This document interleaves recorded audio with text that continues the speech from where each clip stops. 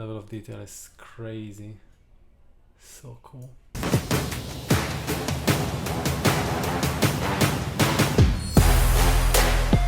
Hi guys, I'm back again. As I promised, I'm gonna do a bit of focus stacking with the newly purchased Neewer Pro macro slider.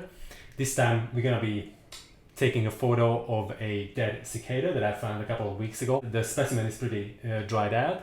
I put it on a sticky roller type of thing that I found because I couldn't leave it just on top of this box. As you can see, the makeshift, extremely sophisticated staging is absolutely amazing. Let's talk a little bit about this setup. I've got my Gitzo tripod, and the arca Swiss type plate is secured to the bottom of the macro slider. I also have another arca Swiss plate attached to the bottom of the ATD from Canon, which is an APS-C sensor. The lens I'm going to be using is the Laowa25mm ultra macro lens. I've got two Lumecubes on each side. I'm going to be pointing them at a 45-degree angle from behind, so we get nice even lighting from each direction.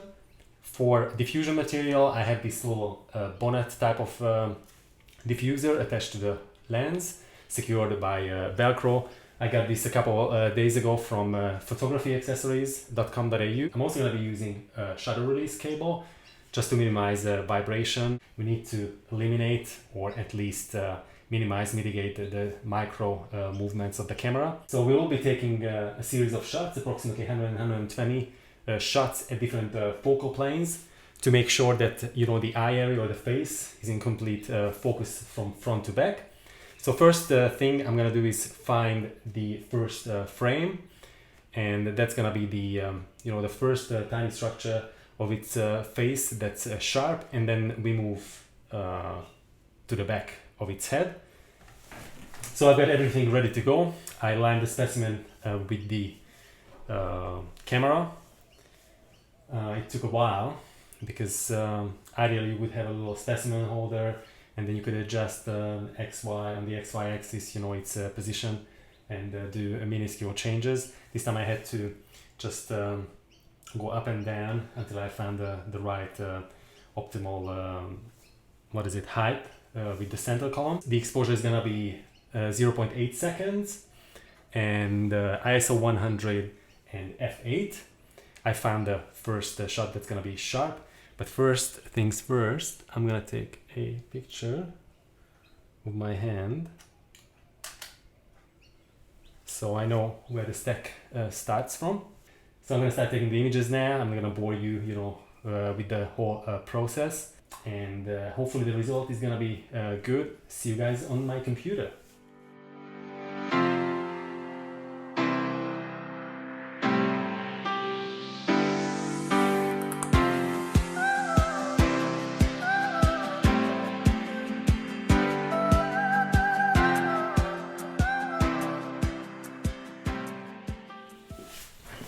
So I just finished taking the shots. I took well over 100 images. I'm all crammed up. I try not to move whatsoever. I didn't even breathe much, just to make sure the shots came out sharp. So first things first, I'm gonna just upload all the images to Lightroom, do a bit of exposure adjustments and minor tweaking, and then hop into Zerene and do the stacking, and then do the final touch up in Photoshop. So as you can see, I've got all of my images already imported to Lightroom. Okay, so first things first, I'm gonna dump these. I'm gonna start at 62. So overall, I've got a preset here which I'm gonna apply, which decreases the highlights. Let's have a look. Do I wanna decrease the highlights even more? No, I don't actually. I'm just gonna leave it at around minus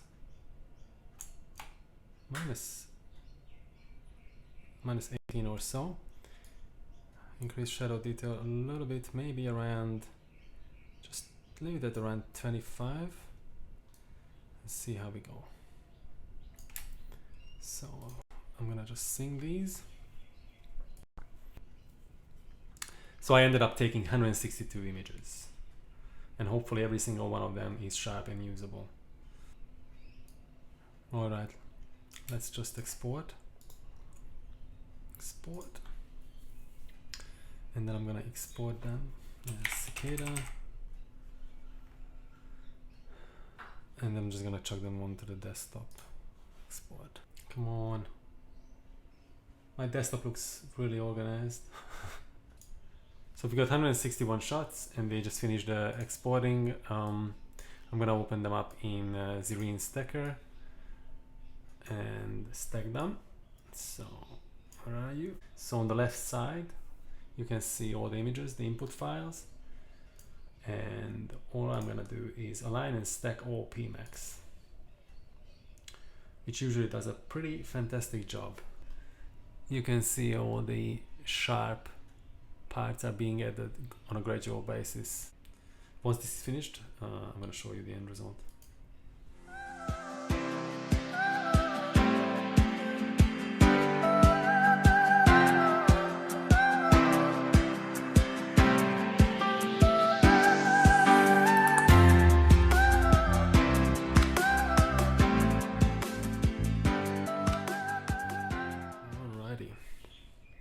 Almost finished, and the very last one coming up now, and finito, yay! I mean, the concept is fairly straightforward. You take as many shots as possible to make sure that the entire subject is in focus from front to back. That's why I had to take 161 separate frames. Zerene Stacker did all the heavy lifting by stacking this series of shots into a final image that is, as you can see, tech sharp. What I'm gonna do now is go to the file menu and save output image as a TIFF file. It's a bit of an overkill saving it as a 16-bit RGB TIFF file, but I don't want to lose any information before I start the touch-ups in Photoshop. So I've got the TIFF file right there in the top left corner, which I'm going to open right now in Photoshop. Here's the final image.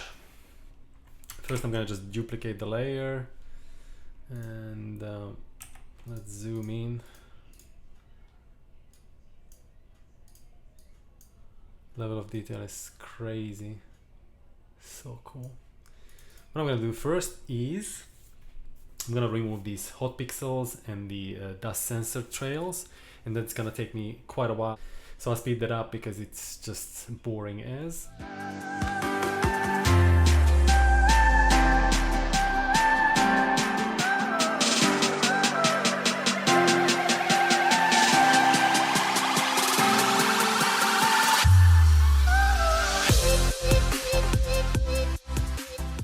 So I just finished the cloning and healing. It took a while, almost an hour, but I mean, there's still some issues, especially in the corners, but I'm relatively happy with this. So this was before and this is after, before, after.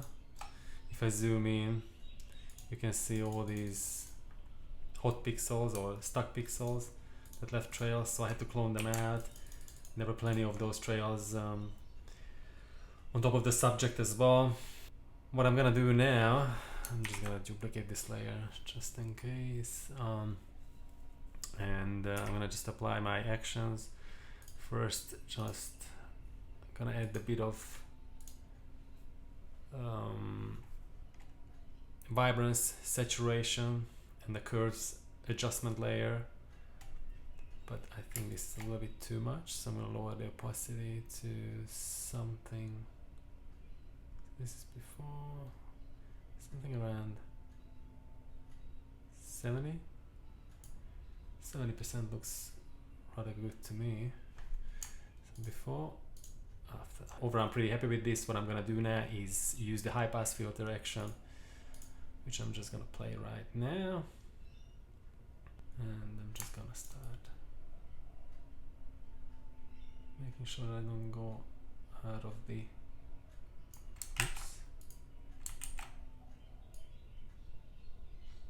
edges, and a couple of these individual hairs I'm gonna sharpen as well.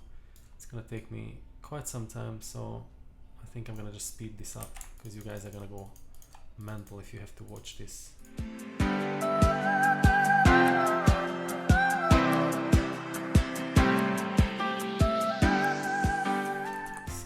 this is before and this is after. Before, after. Do a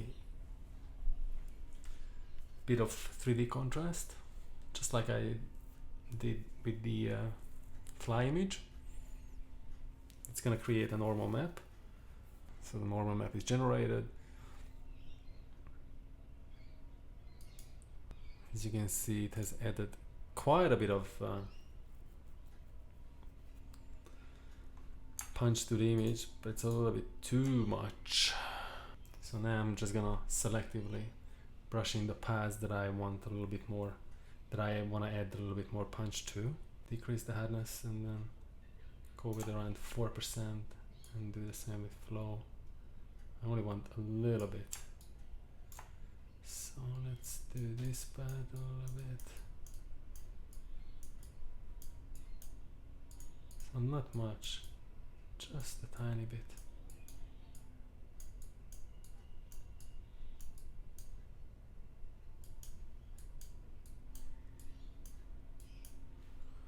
This is before and this is after. Before, after. That's looking good. So these are all the things that I've done. I essentially just did a bit of cleaning.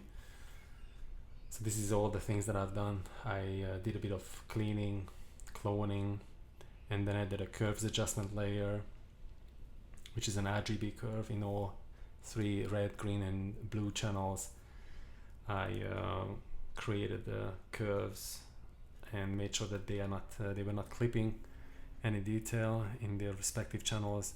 And I did a hue, saturation, and a vibrance layer on top of that, and then applied high pass filter and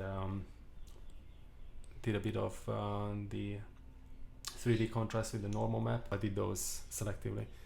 So what I'm gonna do now is I'm just gonna flatten this image and I'm gonna save it as a TIFF file and name this cicada final, cicada final TIFF.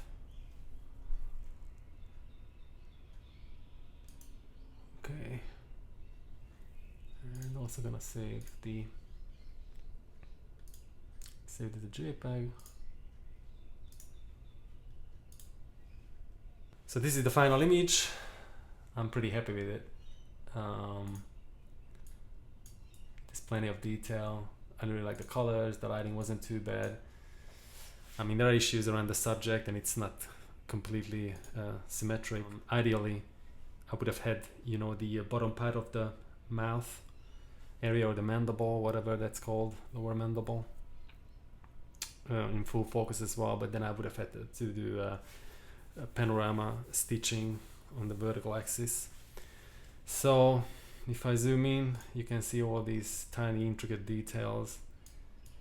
It's just thousands and thousands of small tufts of hair and the beautiful textured compound eye with the weird patterns on them.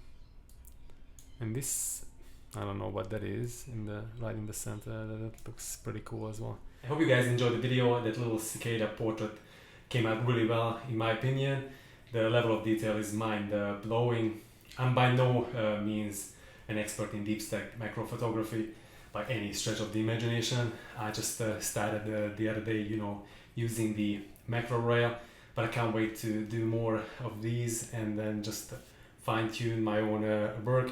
I hope you like the little tutorial or the post-processing. If you have any feedback, please leave a comment down below, and if you enjoy the content, please hit subscribe and the like button. It helps me grow my channel. It helps me heaps. Thanks again, guys, and see you in the next one.